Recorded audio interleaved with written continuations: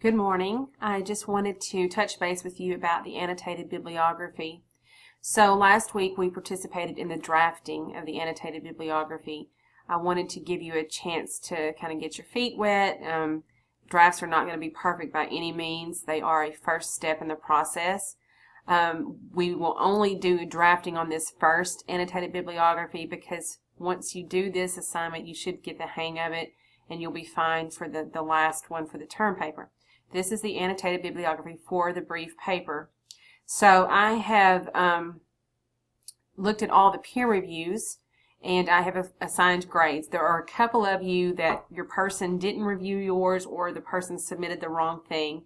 And if you're that person, I have commented on your draft grade. I've given you a little bit more feedback. Anyway, if you're curious as to what your peer reviewer said about your paper, you can click the eyeball and go and download from that person. So you'll have to go back to the course homepage and see who reviewed yours. And so you can use that to help guide you. But right now I'm going to take some time to explain this assignment a little bit better, a little bit further. So the official assignment, so some of you were confused about the fact that we were drafting. Drafts aren't very many points. It's basic following the instructions. It's a chance for you to get it right. But now we have the final draft, okay? So after you listen to me and watch this video, and after you look at your peer review, and you look at maybe some of your classmates' submissions, you can do that too. Then you're working on yours and you're cleaning it up. So the assignment literally says to review your first draft, make necessary adjustments, save and submit here, and then we have the basic rules. You should include 3 sources. So these are 3 separate citations, annotations. I want to show you the difference between a citation and an annotation in a moment. Then each annotation, so that's the paragraph that is underneath the citation, should be 150 to 250 words. And you need these 3 things appearing in that paragraph. You need the type of source, a summary of the source, and analysis of the source. Now I point out to you that you have information that covers annotated bibliography on pages 386 through to 389. Yes, that is in MLA. We just have to understand that there are different documentation styles, and you're going to learn APA in this class because it is necessary for other classes. Anyway, the only real difference is that the citation is in APA, should be in APA instead of MLA. So just remember that. So I've provided with you a couple of things. I've provided a one entry and then a full annotated bibliography. So I'm going to click on the entry first and just point out some of the features. So when you're dealing with APA, notice that we only use initials for the first names, okay, and then the date comes right after that. Also, one of the, I can't stand APA for this, but they do not, whoever APA is, you do not capitalize titles like we are used to doing in the citation. So, for instance, this article was called The Need for Lavinia's Voice, Titus Andronicus and the Telling of Rape. Well, of course, if I was citing this in MLA, all of these major words would be capitalized, right? Well, this is APA, so we only capitalize proper names and the first word and the first word after a colon, okay? You italicize and capitalize properly journal articles, journals, magazines, newspapers, okay? So you can see Shakespeare Studies is capitalized and italicized like we would expect. And then we have the volume and page number information following. And then the retrieve from information here. When I say name the type of article, it should be like this, in this journal article, because it does matter that this is from a journal and not some random person writing this on the internet. Also, because it's APA, it is very helpful to put the person's full name right away because we only have an initial in the citation. If you will show us the full name, then we can get an idea if the person is male or female.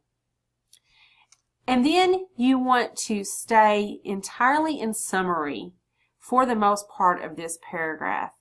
If you need help remembering what summary should include, look on page 75 of your writer's reference, and it gives you guidelines. You want to stay with an objective voice. You want to just basically, sum up. I mean, I know that's cliche, but sum up what the author has said in the summary. Stay in objective, and don't put any opinions in right away. It is okay to quote sparingly. This one has quite a bit in it because it's a little bit higher level article, but you can quote if you must, and if you do, though, you need to also put the page number that the quote comes from, okay? And then you get into analysis. So here we have type of article, and then we have summary.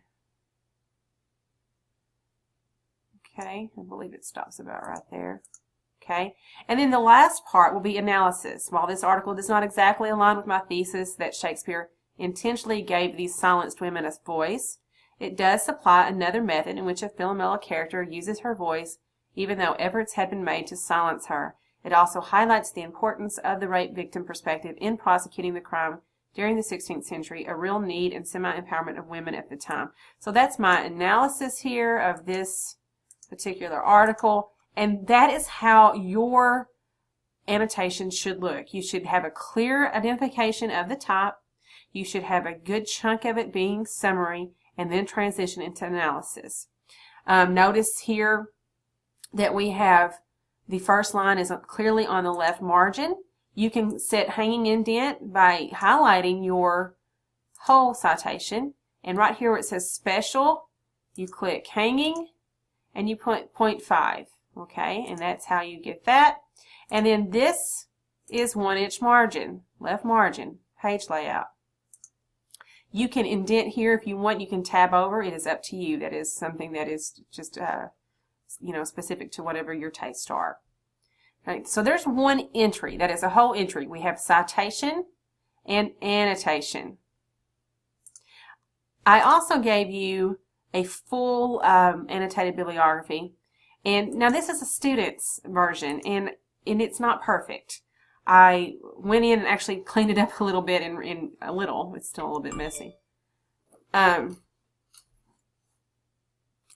I just wanted you to see, when you get ready for your paper, you will have a title page, and you will have a running head, but we're not there yet. This is annotated bibliography. Center the title. Just put your name, the class, my name, the date on the left. You can add page numbers with your names if you want.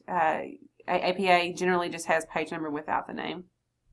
I'm not really going to be picky about the page number, I promise you. But I want you to pay attention to how that there's no extra spaces between any of this stuff. Also, there is no need to use separate pages for each annotation.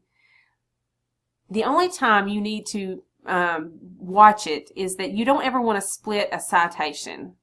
So if this entire citation had not fit on the bottom of this page, then we would have just entered over to the second page. But it does fit, and then you can begin the annotation on the second page, okay? So see how these flow together. That's the way that you want to turn yours in as well. Still, like I said, this is a student submission from last semester. It's pretty good, but it still has the components. It has summary, and it has analysis, and it has good citations. So APA is a difficult documentation style. I'm going to talk more about that in a next video because I'm running up to 9 minutes here. So one more thing about this assignment. Pay attention to these. Here's the rubric that I'm going to use. So if you want to check yourself, these are how the points play out, and you will be deducted for formatting and proofreading errors. You have all of these other hints here, stuff that we've already gone over, and then these common errors. We still don't use you in academic writing, and you want to make sure that you watch for general things like subject-verb agreement, pronoun use, punctuation. APA will allow for use of past or present tense. Like for this, for example, the author has a degree in developmental psychology and displays her vast knowledge on the subject, or the author well, she has a degree, so it'd be hard to say she had, but if you choose past tense, you just need to be consistent and stick with it.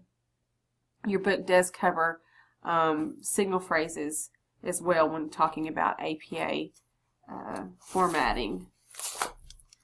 Okay, so pay attention to all of these things as you prepare your annotated bibliography. If you have any questions, email me.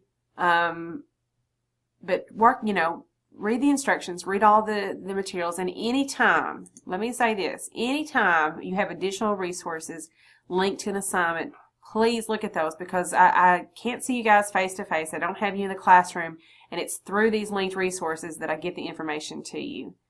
Thank you. I'll talk to you again soon.